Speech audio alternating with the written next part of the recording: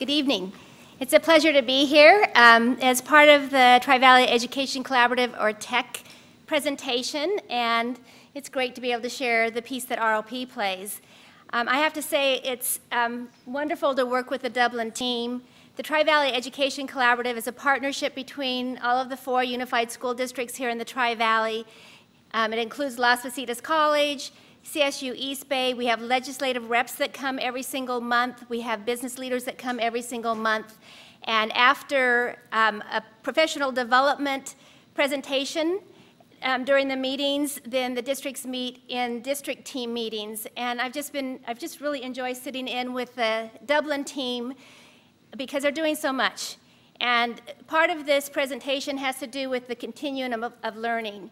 And one of the major goals for the collaborative is that we build a pathway to success, and that what students learn in the elementary school, where they get their awareness, and then into the middle school, where they start exploring more about careers, and then on into the high school, where they're actually applying what they know, and then moving on to the college, whether it's the community college system or articulating on to CSU, UC, and into post-secondary education.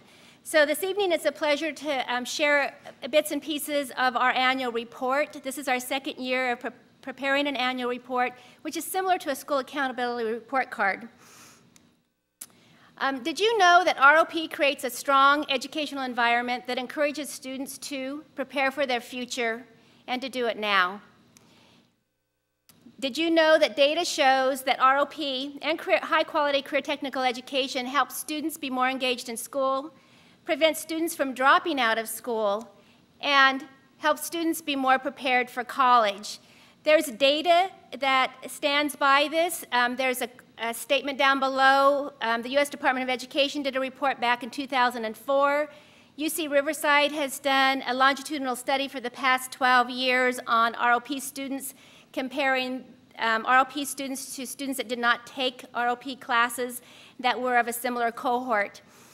There is also a new report out that I would encourage you to read. It just came out this month. It's the Harvard Graduate School put it out. It's called Pathways to Prosperity, Meeting the Challenge of Preparing Young Americans for the 21st Century. And so we do know that students stay in school, they're engaged, their attendance is better, they have higher grade point averages when they're involved in career technical education, and they can make better choices as they move on beyond high school. So ROP and career technical education is certainly compatible with more rigor, improved academic achievement, and post-secondary enrollment. So this happens to be Career Technical Education Month, National Career Technical Education Month, so it's appropriate, I feel, that we share some of this information with you. So also, did you know that career technical education not only allows students to explore potential careers, as you were hearing from the early grades, that it reinforces the theories and concepts of core academics through hands-on applications. And this kind of shows how it works. We, in career technical education, help students understand and be able to apply job-specific skills. But the real key to career technical education is that they're integrating academic rigor and academic standards in content or in context to something that's meaningful to them. But where ROP really drives it home after doing all this is that next one over, getting them college and career ready. Just in Tri-Valley ROP alone, our students have applied over 105,000 hours in the prior school year to work-based learning. And that's not just job shadowing, field trips, one-day, two-day events. They are going out based on whatever their career interest is and directly related to the classroom instruction. They are placed in jobs. And we have over 350 partnerships with business and industries to provide that work-based learning for them. Many of them are paid jobs, some are non-paid jobs. We provide the workers' compensation for the non-paid jobs, and the students then come back into the related instruction and are able to share more of what they learned and assist their classmates as well. There is a study that's about what high schools at work across the nation, and the number one thing that has come out of that report is the key indicator is that there are adults in these students' lives. And that one of the things that we do with ROP, only one of the things, there's many, is that with these work-based learning experiences, the students have added to their adult role models. And they have actually work experience plans of skills that they need to learn and apply. Once they learn those, they move on to new skills. And so those adults are key in their lives. So also, did you know that if there is limited access to career technical education, that means that students are not being prepared to make informed career and higher education choices? And it's excellent to hear what's being done in the elementary and middle schools here to help students work on making their choices rather than doing it by chance. And that if there's limited career technical education, students are less likely to find school meaningful and relevant. I've heard some more reports that say that if we are to work on the achievement gap, we need to really address the engagement gap. And that's one of the things that career technical education brings to your schools. If we don't have strong career technical education programs, it increases the odds that students will fail to finish high school. There are statistics that show that career tech ed reduces the dropout rate. They're more likely to fail to complete technical community college or apprenticeship programs, achieve college degrees, or pass military entrance exams. And it's interesting, I just went to a workshop a couple weeks ago that showed data that it's more difficult to get into the military and pass those exams than our higher education, our colleges.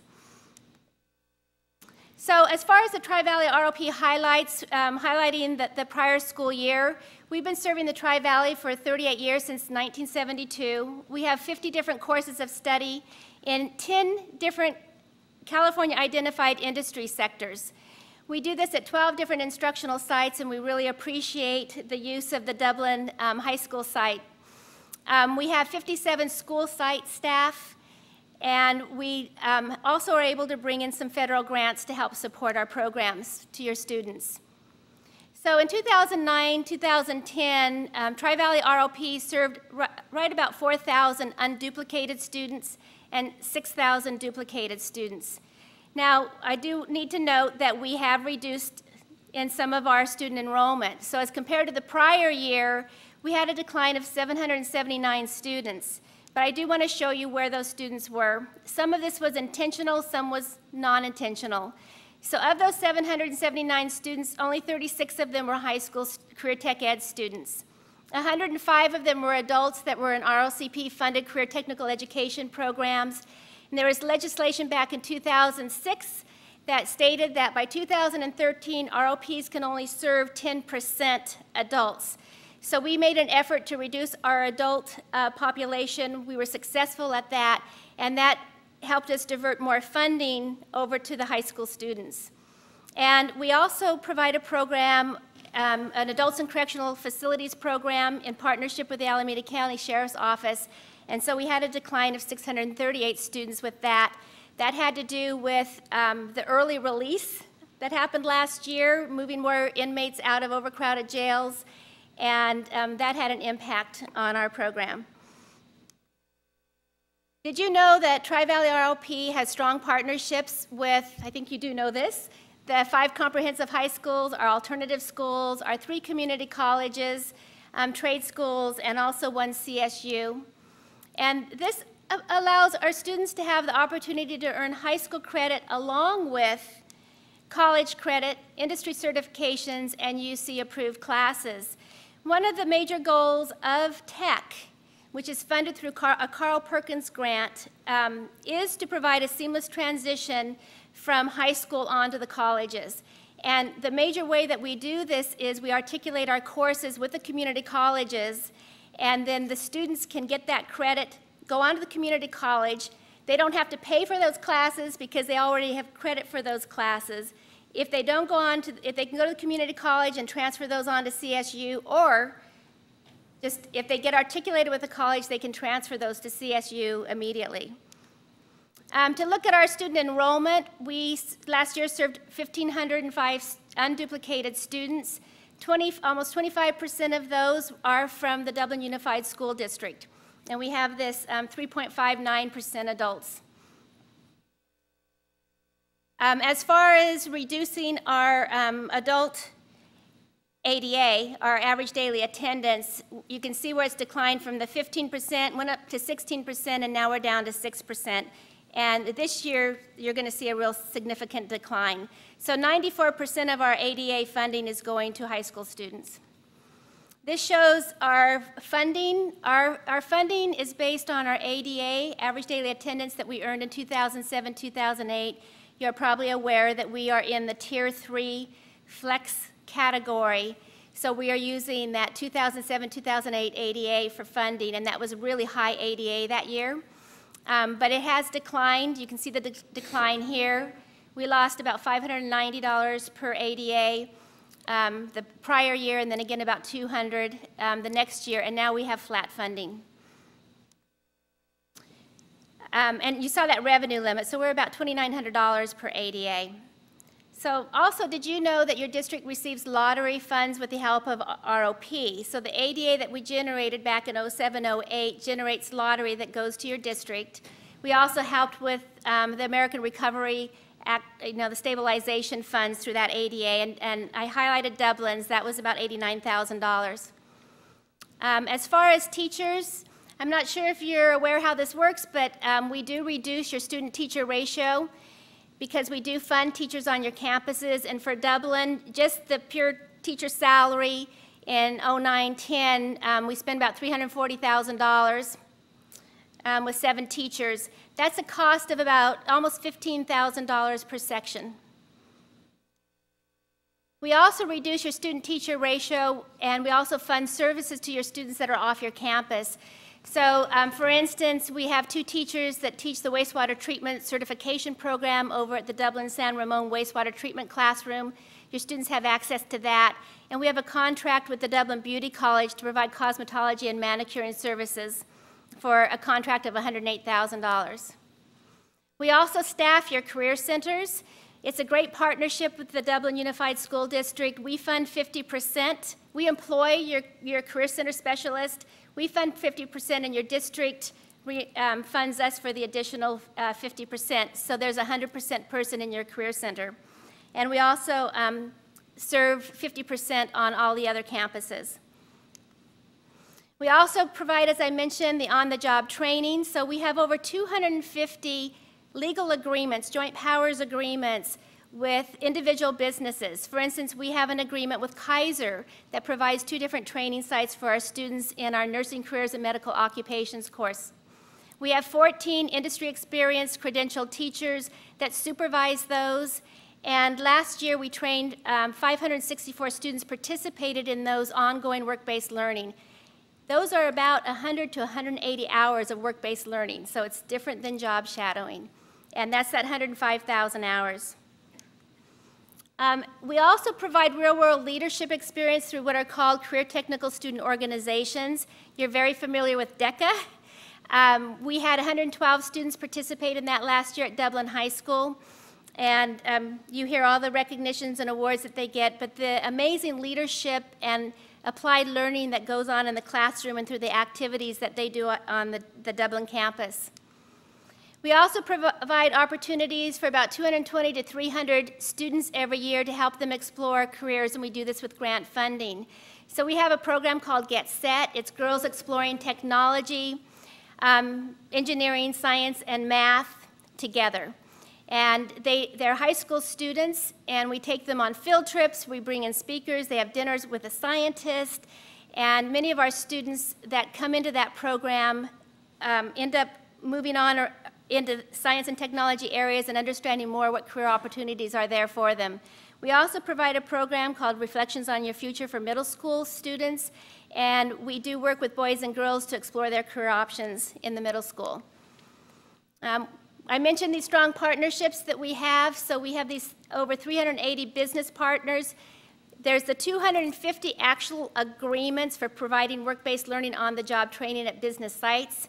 And then we have additional employers that sit as employer advisors, and they look at our curriculum. We really listen to them. They tell us what our students need to know and be able to do. They tell us what's not important for students to learn and what's coming on in the horizon. They validate our labor market. For career technical education, we cannot offer classes unless there is a labor market growth. So we do a follow-up study on our students once they graduated. So this is a follow-up study on the students that graduated in 2008, 2009. About 7-8 months out, we find out what they're doing. And we're really pleased that we have a 99% placement rate. To give you a little more information on that, we surveyed 520 graduated seniors responded to the survey. That was a 60% response rate to our survey. 95.7% of our students completed our programs, and again, we have that 99% placement rate. Just to show you what that means, the placement rate is defined by Carl Perkins. It's a federal definition, and the formula, students are only counted once. So if a student, for instance, is working and they're advancing their education after they graduated, it pops to advancing their education. So you look at this, we had 89% of our students advancing and going on to post-secondary education. As opposed to the prior year, I always looked at comparisons, it was 66%. And I think that really makes sense given the economy. And fortunately, kids are getting places to go to get their post-secondary education.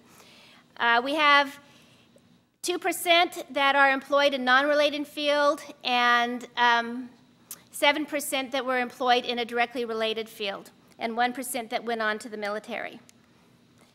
Compared to the state goal is under 80% using the same definition and formula, and we're at that 99%. So we're really thrilled with the success of our students. This is our enrollment distribution by industry sector. I mentioned that we have 10 industry sectors. We have 9 within the high schools. You can see that the majority are in our marketing, sales, and service, and our finance and business. Those are taught by the same teachers. And then it goes on into, we are really growing in the arts, media, and entertainment, especially here at Dublin High School, transportation, technology, and so on. We also bring in federal and local grants. So just like your high school, you're getting some SB 70 grants. That's funding that Get Set program that I mentioned for STEM. It funds some of our health career programs and also our Green Careers program, which we have here at Dublin. We have the Alternative Energy program and Environmental Science here. We also have a CTE Teach, which is a CTE teacher induction program. Most of our teachers come directly from industry. They have educational background, but they also have real recent industry experience. And so they're learning about teaching, and they're good about bringing the industry experience in, but they're learning about all the other things that come in with teaching. And so we have a grant that's providing them that support, and so on. We have additional grants there. Last year we expanded 3 options, all on Dublin. So we've really seen the growth on Dublin. We've seen the vision that the Dublin district has for their students, and that really helps us plan with you to plan our programs. So these are the 3 programs we added last year. We do have these industry sectors, and so what I've done, this is arts, media, and entertainment. This particular one, all the ones in blue, which is all of these classes, are at Dublin High School. So I've gone through and color-coded them as we look at the pathways. You can see here that multimedia has college credits. Also, TV production has college credits. Our visual communications has both the UC approval and the college credits. This is kind of hard to read, but I wanted to show you a snapshot of what tech is doing. So the Tri-Valley Education Collaborative is working on Tri-Valley-wide pathways. One of the beauties of ROP is that we're a regional delivery system. So that means that we may have programs on your campus, and we do have many, but students can also access programs on other high school campuses or off-site, as I mentioned, like the Dublin Beauty College. So this shows a continuum. ROP tends to provide the capstone classes in a career technical pathway at the high school. But we want our students to be able to go on to post-secondary education, on to college. So if you look at this, on the very left-hand side is the Dublin Unified. So we're looking at, what are for an art, media, and entertainment pathway, if they want to go into media and design career pathway, these are the academic subject areas that tie directly to that. And then all the ones in blue are the career technical specific ones that ROP provides. Then if you move down to the next row, those are the courses that are articulated with the college or have UC approval that are equivalent to Las Positas or Chabot College. So students can take these classes at the high school and they don't have to repeat them at the college. And then it moves on to college and career pathway options after high school as well. So there's the certificate and degree programs available, and then their career options. So on the left, it shows the community college and career options, and then on the right, it shows if they have other career aspirations, the bachelor and advanced degrees, and where they might go for those. I'm not going to go into the detail of this one, but there are 2 career pathways that we have here at Dublin that are part of arts, media, and entertainment. The first one was more art-specific, using materials and tools for art.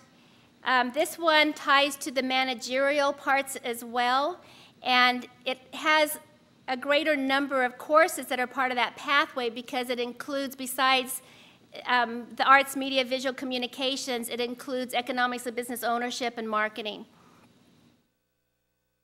So as far as some accomplishments, I wanted to kind of look at what's going on at Dublin for just a few of these. We have so many, but we had students, this is Brett Shapiro's animation and motion graphics class that's fairly new on the Dublin campus. And last year, there was a contest. It was the Barcelona 2010 Make an Ad contest that involved 112 different countries. So these are students competing globally, and our students took 5th place. That's exciting. Also, this is a student who won. She put in her artwork for the Bankhead Theater. It ended up getting spread around Oakland, San Francisco, and now she's actually earning money doing this work. Amazing work. This is another career pathway we have, education, child development, and family services. This one does have the UC and the college credits. We are preparing students to be teachers. One of the beauties of this program is that we have partnerships with Dublin. You're one of our business partners. So our students are in this program, and then they do their internships at your elementary schools with your teachers. This class these don't have blue because these classes are offered on, most of the students from Dublin go to the Foothill campus for this program. Energy and utilities I already mentioned, so we have quite a sequence going here, and we are working with Las Positas College to develop and expand this pathway so that there will be courses at the college that students can transfer onto. Finance and business, we are training accountants. And actually, that's one of the top labor market areas. We need more people in accounting. So we have a variety of classes. The one that is on your campus is economics and business ownership, but students do have options for the others as well. Health science and medical technology. Again, this is a very popular pathway, and there are a lot of jobs in health careers and a lot of different variety where students don't really know. They might want to be a nurse, but they're not really aware of all the different options they have. This is a fairly new class, the blue one on your campus. This is the 3rd year, I believe, sports medicine athletic trainer, and we just recently got the UC approval for that program. Marketing, sales, and service, these are the classes that fall into that pathway, and we have marketing on your campus, a very, very popular class. Public service, I heard them talking about CSI, criminal justice, so we have our criminal justice program on Dublin High with Officer Gill. Transportation technology, so on your campus we have auto machinists and small engines repair, and then we have auto specialists and auto collision that they would need to travel to Livermore for those. And I will conclude with that and see if there are any questions. Any questions? Oh, great presentation. Great. Come and visit us. Thank you.